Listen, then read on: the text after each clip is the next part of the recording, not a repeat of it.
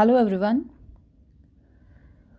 Today I'm here for a discussion on the poem Small Scale Reflections on a Great House. Earlier I have sent you full text of the poem. I hope you all have gone through the poem.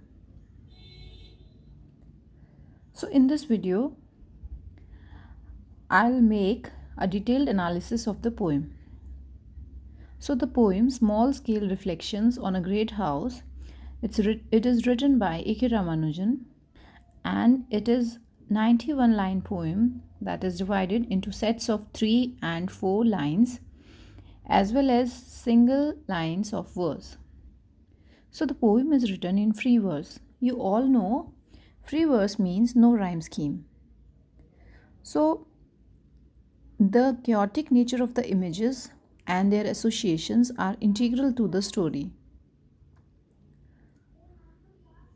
So in this poem the poet begins by telling the reader that everything that comes into his house always stays. So, as the title suggests, the poem is about a house. So, everything that comes into his house, it always stays, or if it leaves, it eventually comes back again. As soon as it becomes clear, the speaker really does mean everything. So, some of the many small scale things on his list, they are cows, prostitute songs, wives and soldiers, books, phonographs, and clothes.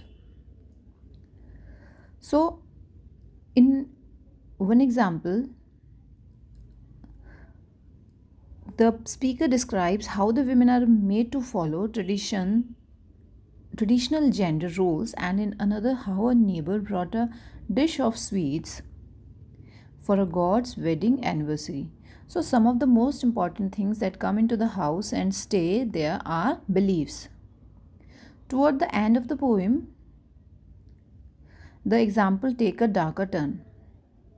The speaker starts to talk about war and the man in the family who have gone off to fight. One man went as far as the Sahara but came back, ignored by desert foxes. So this seems like quite a depressing thing to have happen, but the second man the speaker mentions came back in body alone. He died while fighting and had a complicated route back to the house. Despite the distance, he did come home, and this is the main theme of the poem. That nothing is meaningless in a family, all its quirks, bits of trivia, and important history belongs to the home and cannot be separated from future generations. So, when we start the poem, the very first stanza of the poem, the speaker begins by describing a house. So, this house is special because everything that comes into it, nothing goes out. The speaker here means he is talking physically, emotionally, and mentally. He describes how things come into the house every day and lose themselves among other things. The things pile up on top of other things, all of which came into the house at varying times. So, in these lines, time and accumulation appear to be important to the speaker. Whatever phenomenon is occurring inside the house, it has been going on for a long time.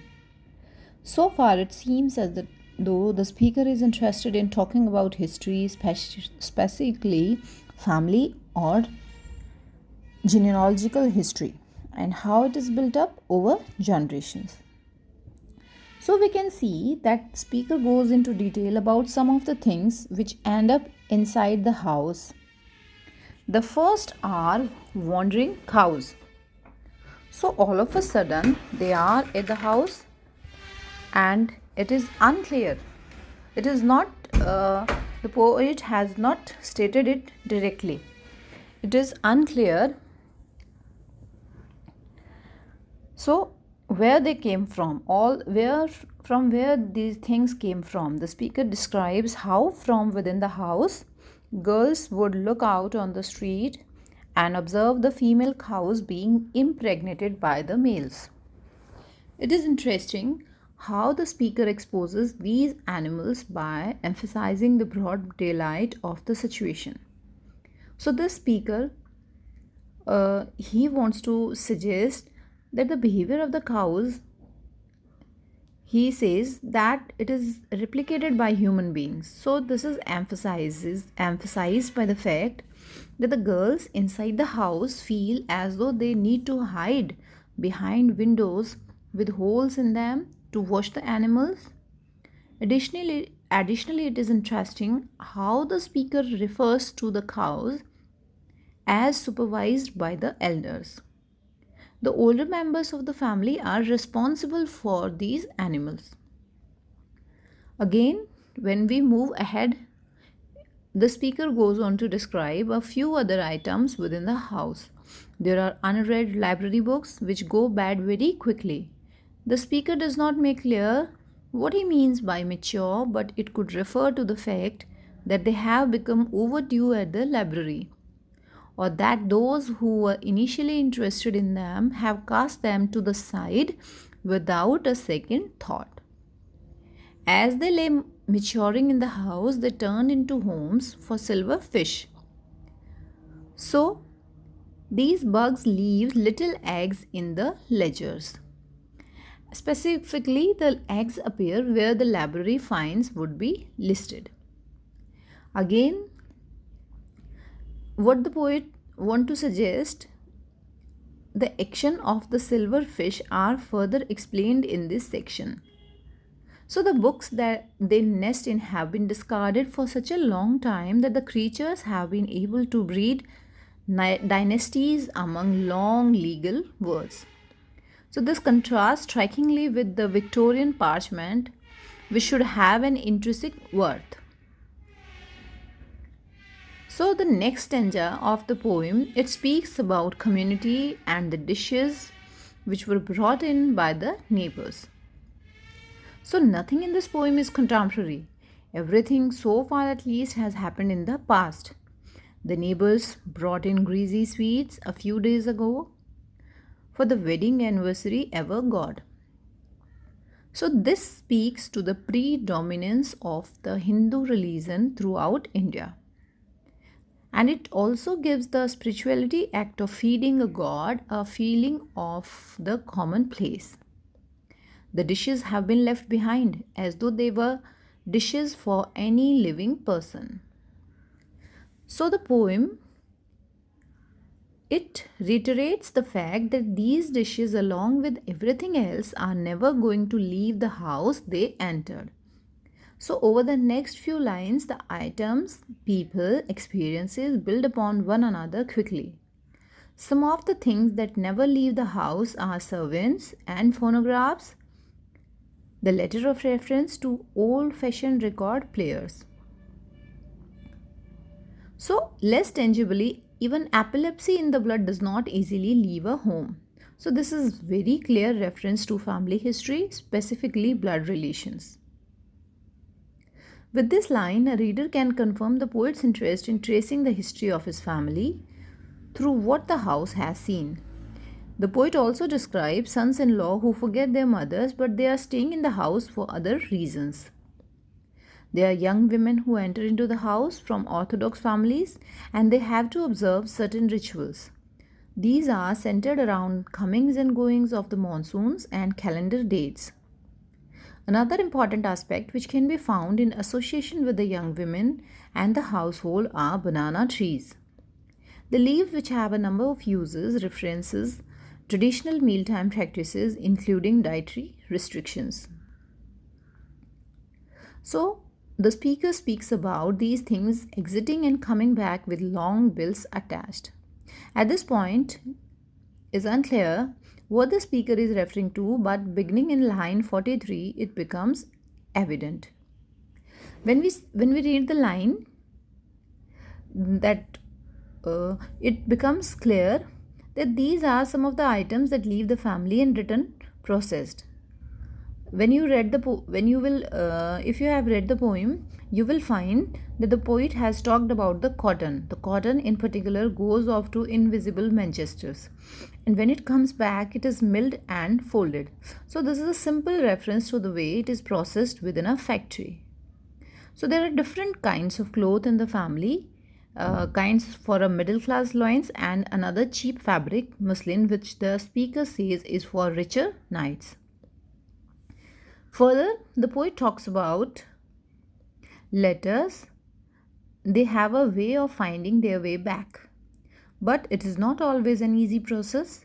There are often markings on the letters which tell of the various twists and turns they took a long way to find their way back to the house. So, this is one of the cleverest metaphors within the poem.